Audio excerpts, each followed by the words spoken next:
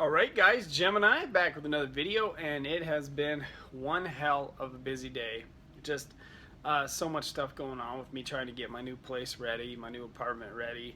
I've been making phone calls and getting this set up and that set up, and it's been busy. I've been running since like 9 o'clock this morning. Here we are at like 2 o'clock in the afternoon.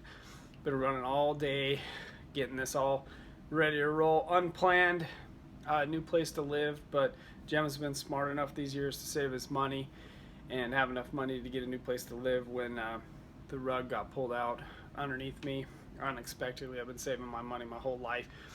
Not that I was preparing for a split, in my marriage from my wife, but unfortunately, that shit happened. So I was ready to go, and I had enough money saved up to get a new place. So yeah, I've been busy dealing with that all day. Oh, hey, another thing too. I was at Walmart earlier and I was buying a bunch of things, and I wound up seeing that at Walmart they had the new zombie figures. But at this point, buying wrestling figures is like the last thing on my mind. Getting into my new place and getting all my stuff set up is, my priority right now. So with all that being said, yesterday I made a video about the Attitude Era, and everybody had like a different opinion of when the Attitude Era started. The only reason why I called out that picture of Yokozuna on the DVD was because I remember the Attitude Era well, and by the time the Attitude Era came around, which I believe was right after the day of Survivor Series 97, so that would be right around that time when Shawn Michaels had just turned and gone with Triple H and they formed DX. To me, that was the start of the Attitude Era. I don't think the Attitude Era started in 95, 96, 97, like early 97 at least. I mean, yeah, I guess if you consider Attitude Era getting more cutting edge, some of the stuff they did in late 96, 97, yeah, it was a little more, or early 97 was a little more cutting edge. But the Attitude Era really started after Bret left. And that's one of the reasons why Bret left, is because he didn't want to participate in raunchy TV. And that's kind of why Bret bailed, because once he was gone, Triple H and Shawn just got raunchy and DX. So that's why I called out the 95, 96 matches on that DVD, because I felt like it was Attitude Era matches unreleased. And then I was looking at this and I'm like, what the heck? These are like new generation matches. And I was just a bit baffled by it. I would expect the people that work in the WWE DVD offices to be experts on this stuff.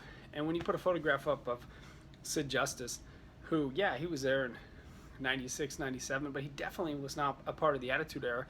I mean, I could name the wrestlers that were part of the Attitude Era. You had Godfather, APA, Stone Cold Steve Austin, McMahon, Shane McMahon.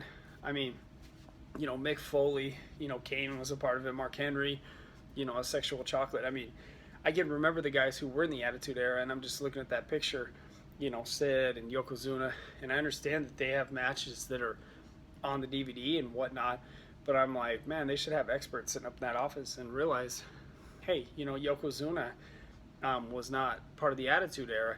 Yeah, he was part of it in like 96, but his big run basically was done by, what, mid 96? I mean, I'm sitting here and I'm flashbacking to some of the pay-per-views from like the middle of 96, and I don't really remember Yokozuna being on too many pay-per-views in like maybe late 96. So if the Attitude Era started in late 97 and you're trying to sell a DVD about the Attitude Era, you can't put guys who wrestled before the Attitude Era.